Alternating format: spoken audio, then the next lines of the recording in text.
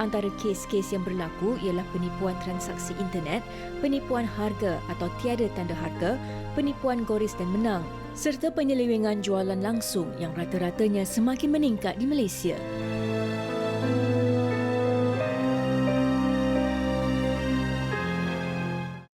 Akan ku terus menunggu hingga akhir hayatku, biar semua tahu wanita hari ini. Wanita hari ini bijak mengatur, mengurus mata wantanya, usahawanti, ibu, istri, permaisuri. Wanita hari ini di zaman moden masih kekalkan adatnya, dihormati, disayangi, disanjungi. Wanita hari ini. Assalamualaikum warahmatullahi wabarakatuh. Selamat tengah hari dan salam sejahtera kami ucapkan kepada anda semua penonton setia Wanita hari ini. Selamat hari Khamis juga kami ucapkan kepada anda. Bersiaran untuk tarikh 14 Januari 2021. Hari ini bertemankan saya Uyaina dan juga Hawa. Sihat Uyaina? Sihat, Alhamdulillah. Alhamdulillah. Perjalanan ke Sri Pentas bagaimana pagi ni? Baik, tidak ada roadblock sebab rumah saya dan Sri Pentas ni boleh dikatakan dekatlah juga. Tetapi syukur. mungkin kepada mereka di luar sana yang kena rentas daerah tu, kalau tak ada benda penting tak boleh keluar. Dan pastinya ramai dalam kalangan anda mungkin ini hari kedua bekerja dari rumah. Betul. Kami harapkan anda bekerja dalam keadaan yang tenang, insya-Allah. Yang paling penting harus kita bersyukur kerana masih dikurniakan rezeki pekerjaan dan juga pendapatan. Sebab harus kita ingat Kak Uyaina, ada dalam kalangan kita yang kurang bernasib baik, hilang punca pendapatan ataupun gaji tinggal separuh, dan kepada mereka yang terpaksa diberhentikan kerja perlu mencari alternatif lain untuk menjana pendapatan mereka, dan kita harapkan yang terbaik insya-Allah. Betul, dan konsep yang macam Hawa katakan tadi adalah bersyukur. Ya, alhamdulillah. Baik, Hawa juga cakap tadi kita berada dalam hari kedua PKP dan PKPB untuk negeri-negeri lainnya. Baik, mungkin ada dalam kalangan kita yang orang kata dah tak tahu dah nak buat apa sebab ini PKP kali kedua diadakan. Jadi kami nak kongsikan bersama dengan anda salah satu aktiviti yang menjadi orang kata perhatian apabila dimuat naik di laman sosial. Ini kan Hawa memang sangat-sangat kelakar lah orang kata. Apa yang sedang dilakukan tu? Saya ada tengok juga satu gambar ni, dia asingkan kacang hijau, asingkan kacang putih, asingkan macam cerita musang berjanggut pun ada. Ni dah buat apa dekat penyapu ni? Dah Penat jadi sangat break lemas penyapu ke? tu. Dan ini apa pula? Ya Allah, macam-macam kreativiti yang ditonjolkan semasa tempoh PKP ini. Rajin betul. Ada yang kupas limau satu persatu dibalut dengan tisu. Ini sedap ni. Ini orang kata tak ada kerja, cari kerja. Mungkinlah terlalu bosan. Tak ada salahnya orang kata sekadar menghiburkan hati sendiri. Ini macam Hawa katakan tadi kot ya? Itulah dia pelbagai hiburan lah sebenarnya. Itulah yang perlu dilakukan kan. Kita gembirakan antara satu sama lain. Bukannya terutamanya dengan media sosial ni kan, tekanan tu berganda. Betul. Dan apa yang pasti dalam tempoh PKP, PKPB dan juga PKPP ini, kita semua harus memainkan peranan kita. Ingat, jika tidak ada sebarang urusan penting yang membolehkan anda keluar rumah, lebih baik sekiranya tetap berada di dalam rumah sahaja. #kita jaga kita. Baik, ini kalau kita lihat kes pada hari semalam, terdapat sebanyak 2,985 kes positif COVID-19 dan ini angka yang cukup membimbangkan Yana. Kalau awal dulu masa PKP tahun lepas, angka 100 pun kita dah takut. Ini angka yang kita tak tahu bila akan surutnya. Dan ada sebab semua SOP ini diadakan untuk kita sama-sama turunkan kes COVID-19. Kita jaga kita, ada pelbagai maksudnya juga. Betul. Kita bukan jaga diri kita juga tetapi orang sekeliling kita. Ingat, jika anda mempunyai apa-apa simptom, pastinya anda terus mendapatkan rawatan doktor. Jika anda mendapat didapati positif, orang sekeliling anda pun juga harus menjalankan tanggungjawab mereka. Betul, dan saya kira tanggungjawab ni bukan sahaja kepada mereka yang berada di negeri PKP, tetapi khususnya juga buat negeri-negeri PKPP dan juga PKPB untuk memainkan peranan anda. Kalau boleh tu tak payahlah keluar, duduklah sahaja di rumah. Okey, baik, itu berkenaan dengan COVID-19, dan kepada anda kalau nak mengikuti perkembangan terkini, nak tahu apalah agaknya update semasa ke semasa, boleh ikuti rangkaian televisyen Media Prima untuk maklumat yang terkini dan juga maklumat yang sahih. Itu yang paling penting. Ya. Dan Uyainah, hari ini kita akan membincangkan mengenai hak pengguna, dan pada hari semalam di laman Instagram WHITV3 ada juga kami tanyakan soalan kepada pengikut kami di Instagram, dan pelbagai aduan ataupun masalah dan isu-isu yang telah dikongsikan. Antaranya saya pernah tertipu beli Ais batu. Sampai-sampai air, bukan ais batunya. Maknanya dah cair lah sampai-sampai itu. Dan ada juga kalau kita lihat dekat sini, pernah ditipu membeli mesin membuat mi yang sampainya batu nisan. Ya, dan yang dari Iken Ken ni dia kata dia pernah beli cube ayam harga RM1.5 hari ni. Esok beli lagi jadi RM3 pula. Beli di kedai yang sama. Saya kira banyak lagi isu-isu ataupun permasalahan yang dihadapi oleh kita semua, sebab kita semua nilah pengguna. Persoalannya, Hawa, adakah kita peka dengan hak kita sebagai pengguna? Kalau iya, apakah hak-hak tersebut? Dan bagaimana untuk kita melaksanakan hak kita tu? Apa hak yang perlu kita tahu supaya tak ditipu, ditindas ataupun dipermainkan? Dulu masa bujang pernahlah nak order satu barang online. Bincang pada bincang, last-last salah tu pula yang curi hati kita. Ini dah lain cerita ni. Ya, betul. Dan kalau anda ke laman Instagram WHITV3, banyak lagi aduan ataupun komen-komen yang diberikan oleh anda semua. Anda boleh terus lawati laman Instagram WHITV3, juga laman Facebook Wanita Hari Ini TV3. Sekiranya anda ada sebarang soalan ataupun adalah juga aduan yang nak dikongsikan bersama dengan kami berkenaan dengan topik pada hari ini, boleh terus ke laman yang saya sebutkan tadi. Apa hak yang perlu kita ketahui? Jangan ke mana, kembali selepas ini. Wanita Hari Ini. Wanita Hari Ini. Sikap sambil lewa dan tidak ambil peduli tentang hak pengguna antara punca kerap berlakunya penipuan dalam urusan jual beli. Kurangnya kesedaran mengenai perkara ini menyebabkan mereka yang tidak bertanggungjawab semakin berani menindas pelanggan untuk mengaut keuntungan. Namun begitu, Kementerian Perdagangan Dalam Negeri, Koperasi dan Kepenggunaan KPDNKK telah menetapkan beberapa hak asasi sebagai pengguna. Antaranya ialah hak membuat pilihan, hak mendapatkan maklumat serta hak mendapat ganti rugi. Walaupun telah wujud peruntukan peraturan yang bertujuan untuk melindungi hak serta kepentingan para pengguna, masih ada golongan yang kurang memberi perhatian terhadap isu ini. Antara kes-kes yang berlaku ialah penipuan transaksi internet, penipuan harga atau tiada tanda harga, penipuan goris dan menang, serta penyelewengan jualan langsung yang rata-ratanya semakin meningkat di Malaysia. Seperti satu kes yang tular suatu ketika dahulu, seorang lelaki mengalami kerugian sebanyak RM100,000 kerana ditipu dalam pertandingan goris dan menang di mana kereta dan jongkong emas dijanjikan sebagai hadiah utama. Masalah seperti ini acap kali berlaku disebabkan pengguna terlupa untuk bersikap lebih berhati-hati dalam membuat keputusan sebagai pengguna, sama ada daripada segi membeli barang, perkhidmatan atau penyertaan pertandingan.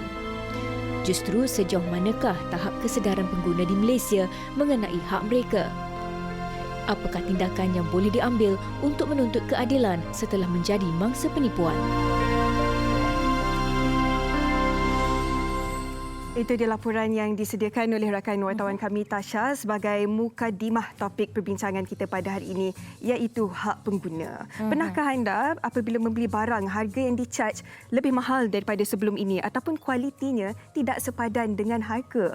Oleh itu, jika anda mahu tahu apa hak anda sebagai pengguna agar kita sama-sama dapat menjadi seorang pengguna yang lebih celik, teruskan bersama kami. Betul, dan mungkin juga ada yang kita punya order, barang tak sampai-sampai. Hari ini kita akan bercerita segalanya tentang hak pengguna. Adakah anda sedar dengan hak anda, peka dengan hak anda dan bagaimana untuk kita orang kata nak betul-betul memastikan yang hak kita ni terjamin. Untuk itu, sudah pun terhubung di talian sekarang kita bersama dengan Puan Nur Zabita Muhammad Noor yang merupakan seorang peguam. Assalamualaikum. Waalaikumsalam. Apa khabar Terima Puan kasih. Zabita? Alhamdulillah sihat. Masa lagi PKP di rumah kan? Ya. Alhamdulillah, yang penting sihat-sihat sahaja. Puan. Betul. Kami ni pun lepas habis live ni terus pulang ke rumah. Okey. Betul. Baik, Puan Zabita, bila kita bercakap tentang hak pengguna ni kan, Hawa, pastinya ramai dalam kalangan kita yang tidak begitu mahir ataupun arif tentang apa dia hak-hak seorang pengguna tu. Dan mungkin juga sebagai mukadimahnya, Puan Zabita boleh ceritakan terlebih dahulu apa antara bentuk ataupun jenis-jenis permasalahan yang sering menjadi aduan dalam kalangan pengguna. Biasanya kalau aduan yang diberikan oleh pengguna ni banyak terlindung di bawah Akta Perlindungan Pengguna. Misalnya tadi macam ada disebutkan barang tu tak sama, diiklankan lain yang dihantar pula atau dihantar sebenarnya sekarang kan banyak sistem kita beli secara online. Kalau kita beli di kedai ni selalunya tak ada masalah sebab kita tengok barang, kita setuju dan kita ambil. Yang menjadi masalah bila gambar yang kita lihat dan kita beli melalui e-dagang atau apa-apa sahaja platform, kemudian tiba-tiba yang sampai tu barang lain. Ini adalah kesalahan bila penjual tu memberi salah representasi. Ada juga keadaan yang mana mereka ni iklankan kata barang ada, lepas tu bila pengguna dah buat bayaran tiba-tiba mereka kata tak ada, mereka nak gantikan dengan barangan yang lain. Sebenarnya daripada awal barangan tu memang tak ada. Ataupun ada juga dipromosikan konon-kononnya ada hadiah percuma yang diberikan sekali dengan pembelian. Tiba-tiba bila dia hantar, dia telefon, dia kata minta maaf, barang percuma atau hadiah tu tak ada di dalam stok. Ini juga adalah merupakan kesalahan kekeliruan harga. Kadang-kadang mungkin juga ada yang meminati barang-barang terpakai. Contohnya barang-barang yang antik. Dikatakan barangan tu berusia daripada tahun 1950-an. Tapi apabila kita beli, rupa-rupanya itu adalah replika sahaja. Itu pun boleh dikatakan sebagai penipuan. Dan ada banyak lagi isu, contoh barang sampai rosak, barang sampai tidak memenuhi kita punya, tidak memuaskan hati pengguna. Itu dia antara penipuan yang berlaku tanpa kita sedari. Ya, Yana. Puan Zabita, boleh juga kongsikan bersama penonton kami apa sebenarnya hak-hak mereka sebagai pengguna yang sebenarnya mudah dan ringkas tetapi mereka ambil pilihan untuk reda sahaja, biarkan sahaja dan tak ambil apa-apa tindakan ataupun aduan, Puan. Begini, haknya sekiranya kita merasakan tidak berpuas hati, apa yang boleh kita lakukan adalah kita boleh membuat aduan kepada Tribunal Pengguna. Selaras dengan Seksyen 2 Tribunal Pengguna ini, kita nak tahu apa kes, sebab ada yang keliru tahu bagaimana kes yang boleh kita bawa ke Tribunal Pengguna dan bagaimana pula kes yang kita boleh bawa ke mahkamah. Tribunal Pengguna telah mensyaratkan kalau kita nak bawa kes ke sana, kita mestilah pengguna. Apa maksud pengguna ni? Bermakna kita beli untuk keperluan sendiri ataupun keperluan keluarga, bukan untuk tujuan berniaga. Contoh kalau kita beli, kita kata kita pengguna tetapi kita jual kepada pihak lain. Itu bukan. Itu adalah dari sudut perniagaan. Ia bukan sahaja barangan, termasuklah khidmat. Maknanya perkhidmatan juga dikategorikan di bawah Akta Perlindungan Pengguna. Jadi sekiranya kita memenuhi definisi ini, kita adalah pengguna dan kita adalah merupakan orang kata pengguna, sebab perbezaan pengguna ni ada juga situasi yang orang kata okey saya beli, saya guna untuk masyarakat saya. Misalnya kita beli komputer. Kita beli komputer dan kita gunakan sendiri. Tidak juga di bawah kategori pengguna, sebabnya kita guna untuk tujuan perniagaan. Jadi pertama sekali kalau kita nak buat laporan, sebaiknya kita pergi dapatkan dulu daripada Tribunal Pengguna adakah kita ini memenuhi kriteria. Sebab kalau di Tribunal Pengguna ini kosnya lebih rendah. Saya faham juga mungkin orang awam tak nak saman di mahkamah sebab mereka berpasangan. Kos di mahkamah ni mungkin tinggi. Mungkin nak bayar sampai orang kata pemfailan lagi, peguam lagi. Sebenarnya pengguna ni kita boleh cuba untuk filekan di Tribunal Pengguna dahulu. Tengok sama ada kita memenuhi kriteria. Kemudian kita boleh mulakan tuntutan. Semua ini boleh disimak di laman web. Mungkin juga kadang-kadang mereka sangkakan beli barang baru 500. Kalau nak keluarkan kos, dah berapa? Tidak juga sebenarnya. Pengguna maksimumnya sehingga RM50,000. Jadi 200 pun boleh, 300 pun boleh. Itu kalau kita nak filekan di Tribunal Pengguna. Macam mana pula kalau tadi pembeli tadi dia kata saya beli untuk tujuan syarikat, jadi saya ni tidak boleh masuk barang kriteria, rugilah saya. Tidak juga sebenarnya. Boleh dibawa ke mahkamah. Di mahkamah ni pula ada dua, iaitu tuntutan kecil yang mana tuntutan bawah RM5,000. Yang bawah RM5,000 ni kita boleh filekan sendiri. Kita lah jadi peguam, kita lah yang buat surat, kita mewakili diri kita sendiri. Semuanya kita. Jadi kosnya adalah lebih rendah berbanding tuntutan yang RM5,000 ke atas. Sebelum kita nak tahu hak kita semak dulu fakta, kita lihat dulu apakah aduan kita. Sebelum kita nak tahu apa hak kita sebagai pengguna, kita kena faham betul-betul adakah kita jatuh di bawah definisi pengguna itu terlebih dahulu. Baik, kami ada juga satu soalan yang diajukan oleh rakan-rakan kita di laman sosial. Okey, perkongsian dari mereka di laman sosial oleh Hisham yang dia kata beli tayar dekat seorang seller time 2017. Dia bagi tayar dah more than 5 years. Tengok gambar tahun 2016 which is still okay. Sekali tahun 2010 bila minta refund, dia block terus everything from social media to WhatsApp dan call, check in FB group. Rupanya almost 1,000 group member dalam tu terkena. Wow, ini dah kira satu jenis scam juga ya, Puan Zabita. Kalau dalam situasi begini kan Puan, apa tindakan yang boleh dilakukan? Adakah sama seperti yang telah diterangkan oleh Puan sebentar tadi? Masih sama ataupun sebagai pertambahan sekiranya berlaku elemen penipuan. Sebab undang-undang keteksaan pun jika ada elemen penipuan, kita kena buat laporan polis dulu. Okay? Bila kita buat laporan, yang menyiasat adalah pihak polis. Misalnya kalau dia tengok yang ini buat report, orang yang sama ni terhadap orang yang sama.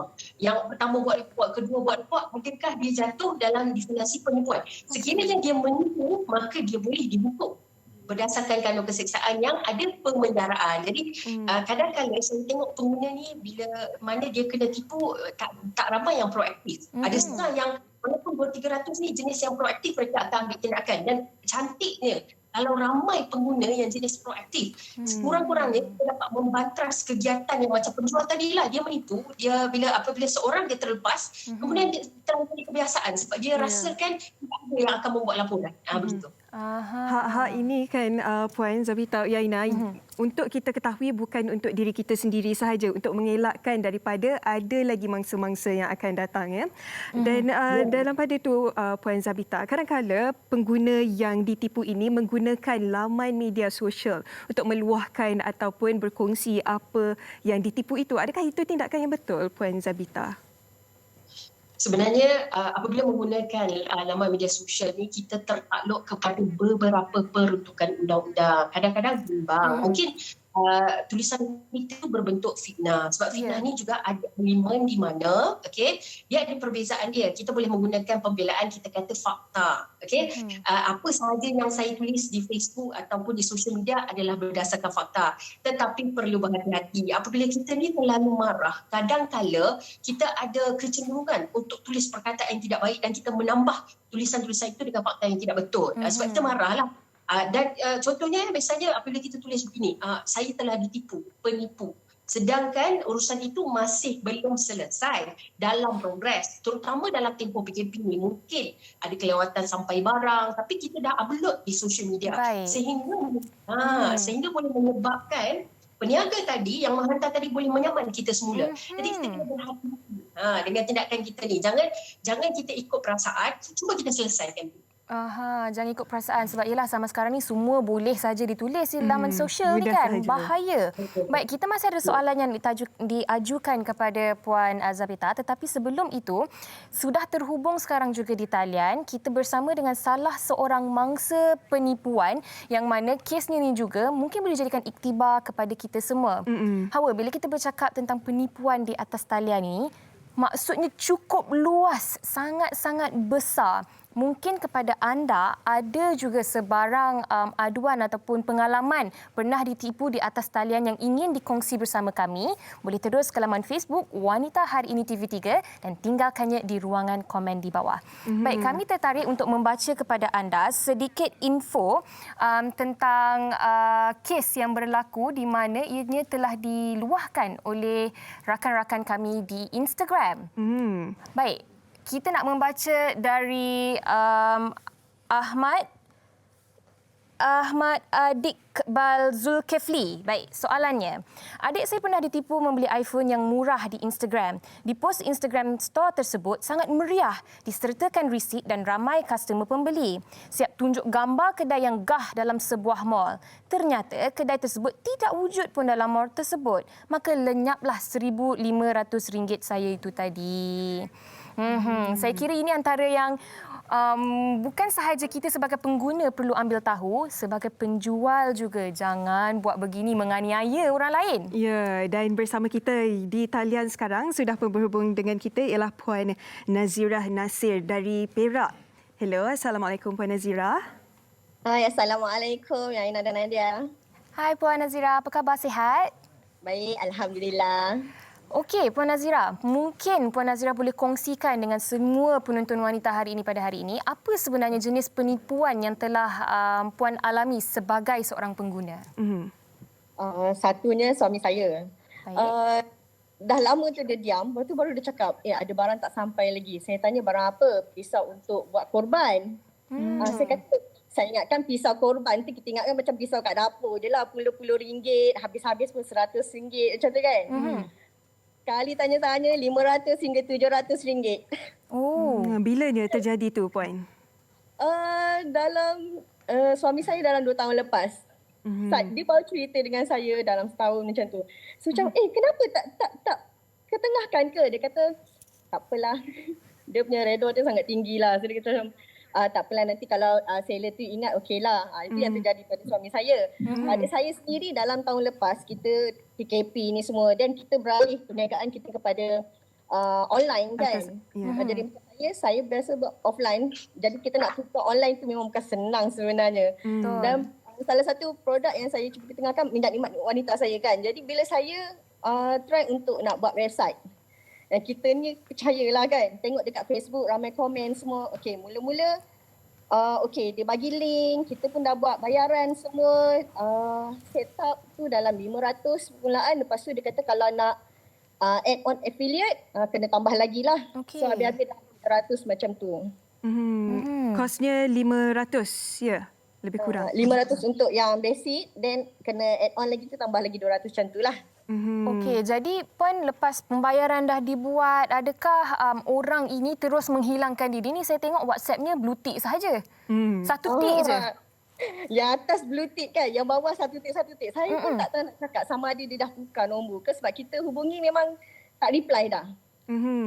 Saya cubalah bagi peluang lagi kan. Okey, lepas ni saya akan follow up. Bila email pun tak berbalas, jadi kita pun jam lah juga kan. Ya. Berapa lama tu peluang yang diberikan Puan? Daripada bulan 10 tahun lepas. Dah 3 bulan lah lebih kurang. Tapi kan Puan, saya kira Puan Nazirah punya kes ni bukan satu-satunya kes yang terjadi. Mesti ramai lagi orang yang kena juga. Untuk Puan Nazirah sendiri, adakah rasa serik dengan penipuan ini dan sehingga takut nak mencari web page yang lain juga untuk dijadikan website ataupun macam mana Puan?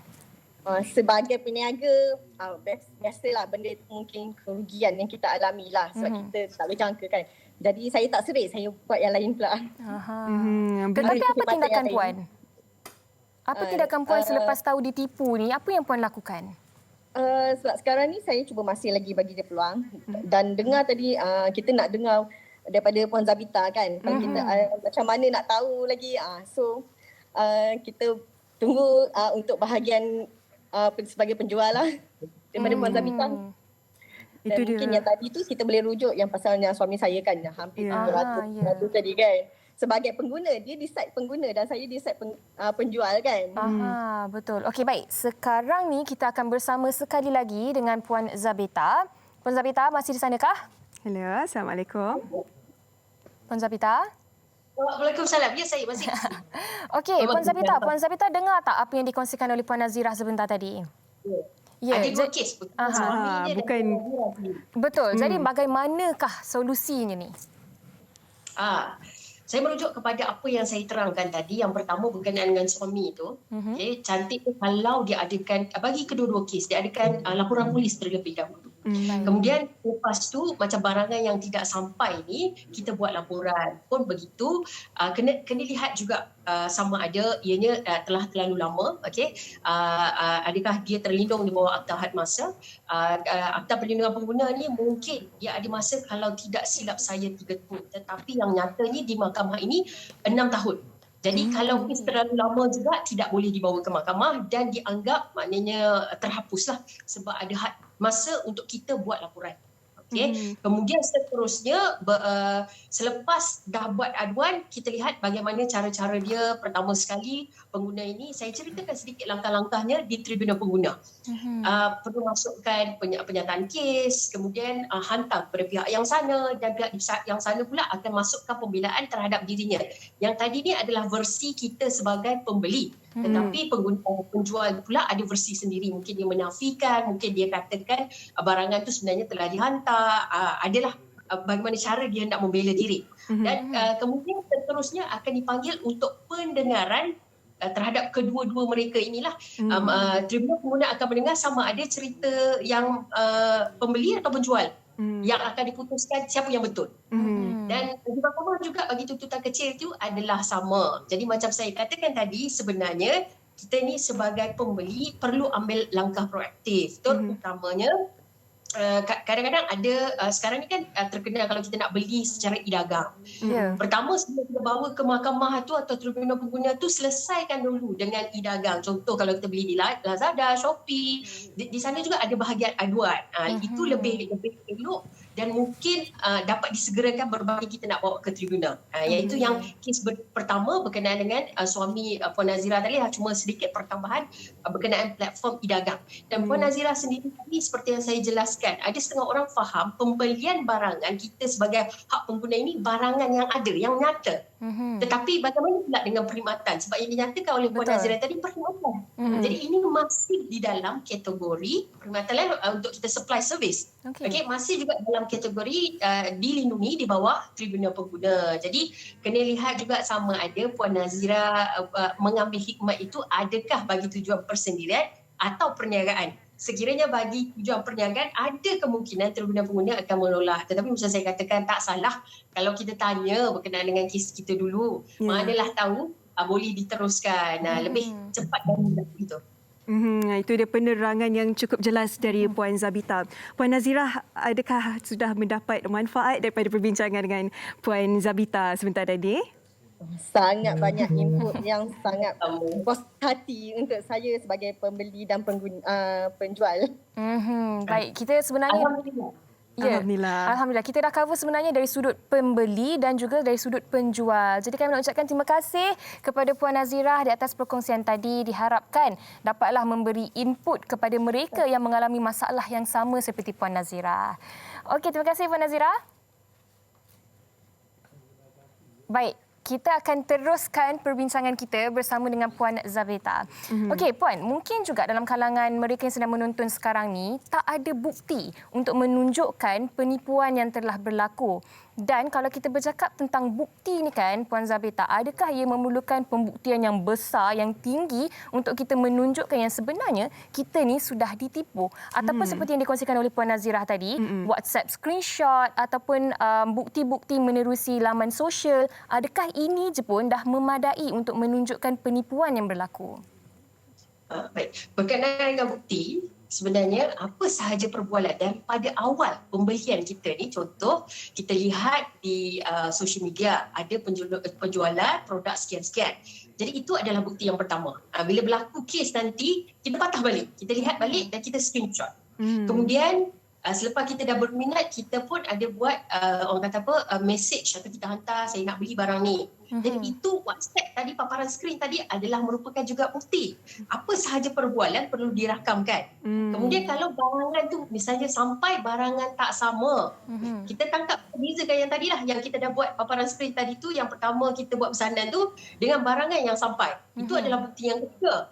Kemudian kita hantar balik kepada orang tu, kita kata kenapa barangan ni tak sama? Ataupun mungkin juga barangan kita tak sampai. Perbualan WhatsApp tu adalah bukti yang seterusnya. Dan kemudian mungkin kita nak ambil langkah nak buat cover report di balai polis mungkin, okey. Jadi itu adalah bukti yang kelima. Jadi dalam keadaan jual beli ni, terutama secara online ni, memang sebenarnya banyak bukti. Jadi mungkin juga ada orang yang tak faham, katanya WhatsApp ni boleh diterima atau tidak. Tidak. Di mahkamah ni jawapan dia adalah bukti WhatsApp, bukti screenshot daripada paparan skrin social media penjualan tu semua adalah merupakan bukti. Cumanya kita kena simpan sebab takut juga bila kita dah mulakan kes, bukti kita tak kumpulkan lagi, kita mulakan kes dulu, kemudian dia telah padam. Contoh kalau page social media tadi dia dah padam, jadi rugi. Kita sediakan satu folder untuk kita simpan file-file itu. Dari saat membuat pembelian, bayaran, resit perlu jika di atas talian perlu screenshot, itu juga dengan perbualan. Jangan dibuang. Betul. Samalah kalau kita ke kedai, simpan juga resitnya Puan Zavita ya. Baik, kita ada perkongsian juga di laman media sosial. Jom kita lihat. Parents beli tilam dengan harga RM4,000 katanya. Boleh merawat sakit kronik. The best part sekali, target orang tua yang terdesak untuk sembuh. As far as I'm concerned, itu tilam magnet. Tapi sampai sekarang sama je. Duit terbang, sakit masih lagi sama. Tapi Aisyah, diorang ni scammer dan overclaim. Menariknya, my partner ni beli tanpa pengetahuan anak-anak. Sampailah tekan toy sendiri sebab kena scam. Okey, Puan Zavita, saya kira daripada aduan oleh rakan kita di Facebook ni, ia berkaitan dengan overclaim. Overclaim yang diberikan oleh penjual kepada pengguna, kita ni pun bila tengok manfaat yang diberikan pun macam wow, best betul barangan ni. Tanpa berfikir panjang lagi, kita pun beli. Jadi untuk overclaim ni, Puan, macam mana? Overclaim ni kalau saya kiralah, maknanya pada pendapat saya, dia adalah satu salah representasi. Salah representasi ni maksudnya apabila kita pergi kepada orang awam, kita kata ini yang terbaik, yang ni kalau kita gunakan memang confirm sembuh penyakit tulang belakang. Okay? Jadi dia adalah takluk di bawah Seksyen 10, salah representasi tidak kiralah daripada segi deskripsi barang ke, tahun barang ke, ataupun apa-apa sahaja sehingga menyebabkan pembeli itu tersalah anggap. Salah representasi.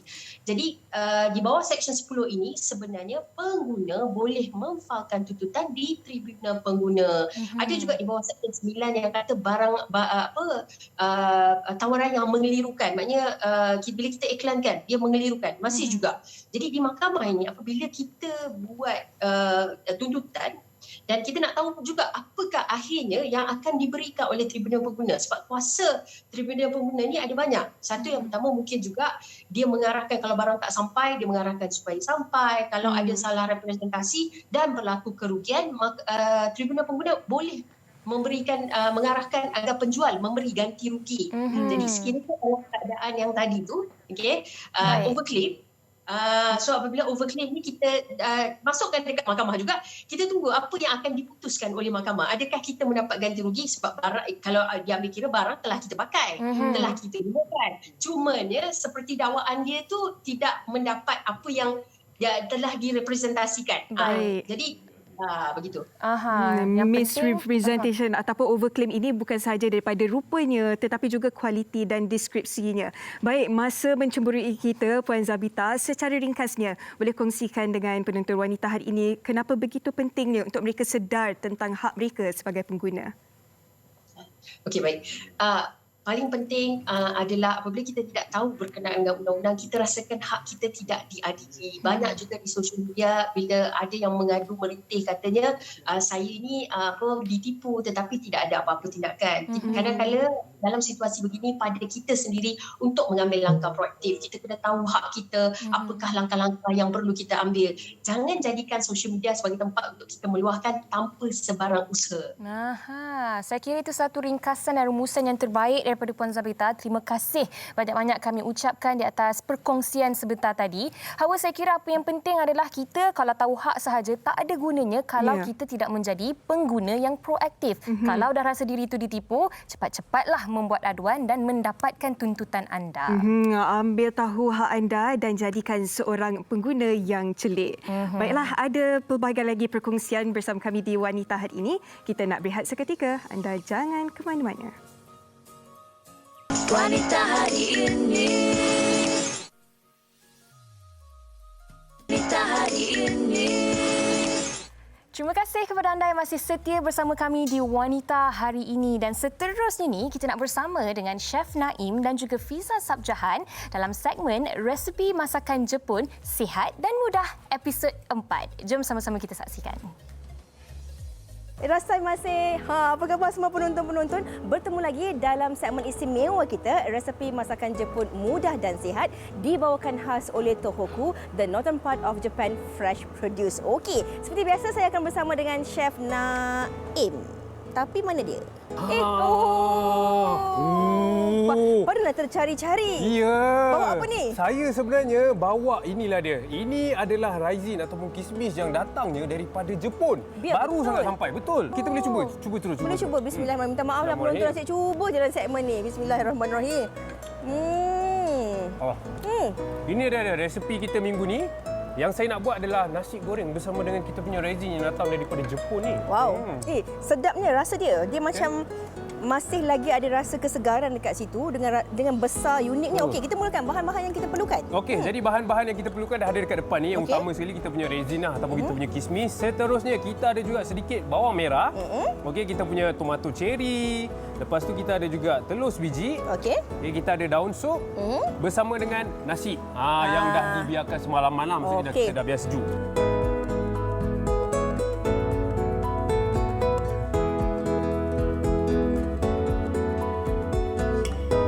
Saya akan masakkan kita punya telur dahulu dan kita akan buat dia jadi macam telur dadah. Tips dia masak telur dahululah. Betul. Okey, sambil-sambil tu Bisa nak kongsikan juga dekat para penonton lah. Kita hari ini nama pun resepi kita nasi goreng kismis segar. Kismis yang dibawakan oleh chef hari ini datangnya daripada Akita Prefecture, Jepun. Jadi untuk memberi peluang kepada semua orang bukan saja di Jepun tapi di seluruh dunia untuk menikmati masakan-masakan ataupun bahan-bahan yang datang daripada Jepun. Jadi mereka ni menggunakan pelbagai idea untuk memastikan bahan-bahan ini boleh dinikmati sepanjang tahun. Termasuklah kita punya ni kismis segar kismis kita segar ni.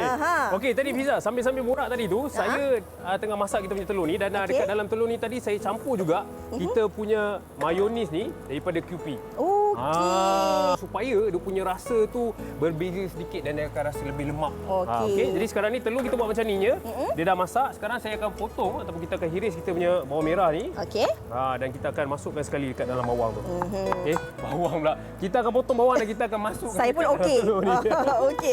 Okey, dia potong bawang. Kalau kita lihat kan bahan masakan yang chef gunakan ni bahan-bahan yang saya boleh katakan mudah dan juga sihat. Betul. Lepas tu kita nak kongsikanlah juga kan. Kalau kita lihat kan, kalau macam ni kan, kalau pergi ke Jepun, ini sesuai sangat dijadikan buah tangan ataupun serdinia.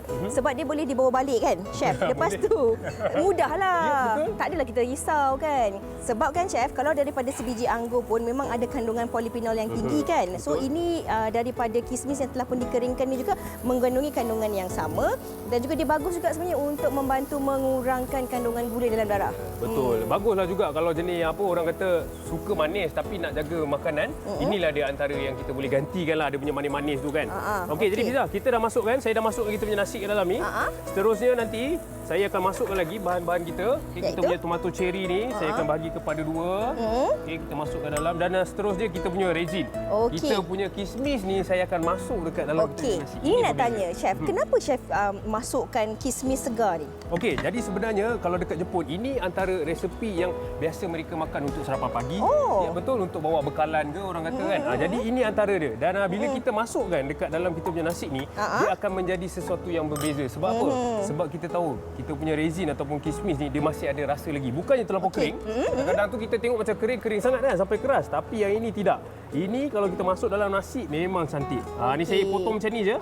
Okey, potong sikit, bagi kecil-kecil macam ni dan kita masuk terus ke dalam. Okey, tapi nak kongsikan juga kat para penonton yang kismis ni bukan je saiz dia unik besar, tapi sebenarnya proses pembuatannya dia tidak menggunakan sebarang orang kata apa tu preservatif, bahan pengawet. Bahan pengawet ke, bahan perasa ke, dan langsung tak ada sebarang tambahan gula. Itu kiranya secara semula jadilah. Betul, dia punya manis tu orang kata kadang datang daripada tanah tu sendiri, daripada cuaca dia, itu yang membuatkan dia sedap. Okey, tadi kita dah masukkan kita punya kismis yang datang daripada Jepun dan sekarang ni yang ini pula saya akan masukkan dekat dalam ni. Dia punya kicap ataupun perasa dia lah. Okey, kita masuk ke dalam ni. Oh, kiranya bukanlah boleh guna untuk goreng mi ataupun masak mi je. Soba ataupun udon, tapi kita boleh gunakan dekat nasi juga. Betul. Yang ini boleh digantikan. Kita boleh masukkan dalam ni untuk kita masak nasi juga. Sambil chef nak lambung-lambung nasi chef tu, bagi anda yang tertanya-tanyalah dekat mana agaknya boleh kita dapatkan produk-produk istimewa yang didatangkan khas daripada Jepun ini. Apa kata anda saksikan alamat dan juga lokasi-lokasi berhampiran anda di mana anda boleh mendapatkan pelbagai rangkaian produk yang didatangkan khas daripada Jepun ini. Tak payah ragu-ragu, tak payah risau. Betul. Anda boleh pergi ke lokasi yang berhampiran dengan anda.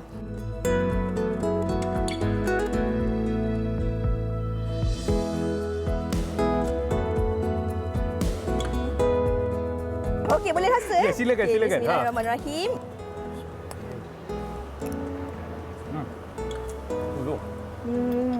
Saya nak cakap sedap, nanti orang ingat tak percaya. Tapi Fiza macam mana? Tapi memang sedap. Memang sedap. Chef, Ya. arigatou gozaimasu. Arigatou gozaimasu kepada Fiza sendiri kerana tunjukkan saya hari ini dan sama saya dah siap juga kita resepi untuk kali ini. Saya haraplah untuk episod seterusnya adalah resipi-resipi lain yang memang saya suka. Setakat ni 4 episod ni memang semua saya suka.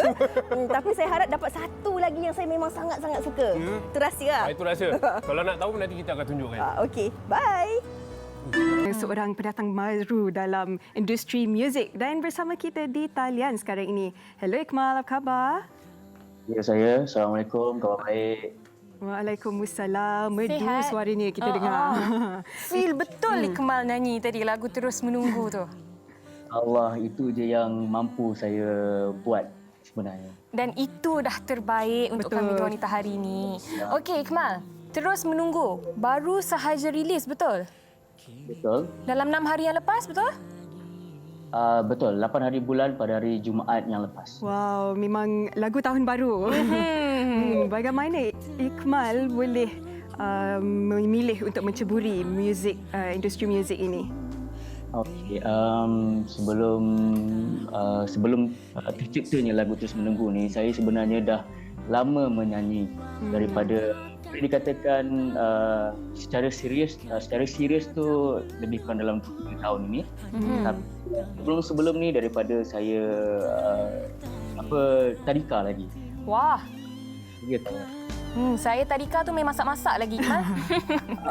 Okey, Iqmal, mungkin boleh ceritakan sikit pasal Terus Menunggu ni. Siapakah penulis liriknya, komposernya siapa dan adakah ia berkaitan dengan cerita ataupun kisah hidup Iqmal sendiri? Okey. Lagu ni dicipta sepenuhnya oleh sahabat saya iaitu Azwan Aziz. Produce oleh Abang Rafiq Konsep. Okey. Abang Rafiq Konsep. Jadi liriknya dibuat macam saya cakap tadi ditulis oleh Azwan Aziz.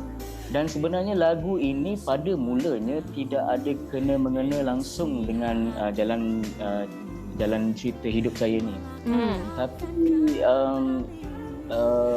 saya mula menyedari bila arwah abang saya meninggal pada bulan lepas. Lagu itu dikeluarkan pada 2 bulan lepas. Jadi dalam keadaan yang masih lagi dalam keadaan bersedih, saya dengar balik lagu saya tu. Jadi bila saya baca lirik tu seolah-olah macam terkena kepada saya. Dan menceritakan pengalaman sendiri juga. Baik, pastinya penonton Wanita hari ini mahu tahu di mana mereka boleh dengar lagu Terus Menunggu ni. Iqmal, boleh kongsikan? kepada semua rakyat Malaysia, rakan-rakan, sahabat-sahabat yang mengenali saya ataupun baru sahaja ingin mengenali saya, nama saya Ikmal Ismail. Anda semua boleh melayari YouTube, cari sahaja Voice of Man, VOICE, jarak OF, jarak MEN. Dan di dalam channel itu ada lagu saya iaitu Ikmal Ismail, Terus Menumpu. Baik, merendah diri orangnya. Kami ucapkan selamat maju jaya untuk Ikmal sendiri. Semoga dapat terus melahirkan lebih banyak lagi karya-karya hebat, insya-Allah. Stay safe Ikmal. Assalamualaikum. Bye-bye. Okey, baik. Itu dia tadi persembahan oleh Ikmal Ismail dan kami nak berehat seketika. Kita akan kembali selepas ini di Wanita Hari Ini. Wanita hari ini. Wanita hari ini. Kembali lagi di Wanita Hari Ini. Terima kasih kerana setia bersama kami dari awal siaran sampailah sekarang. Kita dengarkan persembahan dari Ikmal Ismail dan juga pelbagai perkongsian daripada Dr. Puan Zabita mengenai hak pengguna dan harapnya memberi manfaat kepada kita semua pada hari ini. Betul, maklumlah zaman sekarang ni kita pun berada dalam tempoh PKP, PKPB. Nak keluar bershopping secara fizikal tu mungkin tak boleh. Tapi kalau banyak yang shopping atas talian tu, ketahui hak anda dan jadilah pengguna yang proaktif. Baik, esok di Wanita Hari Ini, hari Jumaat, Hikayat Perkahwinan, saya dan juga Hawa akan kembali membincangkan tentang topik kahwin muda. Kalau muda tu definisi umur berapa agak-agak ya? Selalunya saya ingat umur 27, 26 dah kira muda. Rupanya ramai lagi yang lagi muda. Macam saya 20 tahun baru. Saya tambah 18. 9. Tak nak kalah masing-masing. Ya, esok jangan lupa untuk ikuti perbincangan bersama kami dan juga tetamu di atas talian membincangkan tentang kahwin muda. Kalaulah ada sebarang perkongsian yang nak diberikan bersama dengan kami, boleh terus ke laman Facebook Wanita Hari Ini TV3 dan tinggalkannya di ruangan komen di bawah. Jumpa lagi esok. Bye. Assalamualaikum. Bye. Usahawati ibu istri permaisuri. Dia Usahawati aliran masa kini dia penyambung warisan Sri Kandi dia lemah lembut baik budi pekerti tapi cekal hati dia tabah berani pendidik putri dalam hal jati diri dia permaisuri kepada si suami kepada anaknya dia ratu di hati tunggak keluarga kalau bukan dia siapa lagi. Wanita hari ini bijak mengatur mengurus mata wataknya. Usahawati ibu istri permaisuri. Wanita hari ini di zaman moden masih kekalkan adatnya. Dihormati, disayangi, disanjungi. Dia Usahawati aliran masa kini dia penyambung warisan Sri Kandi dia lemah lembut baik budi pekerti tapi cekal hati dia tabah berani pendidik puteri dalam hal jati diri dia permaisuri kepada si suami kepada anaknya dia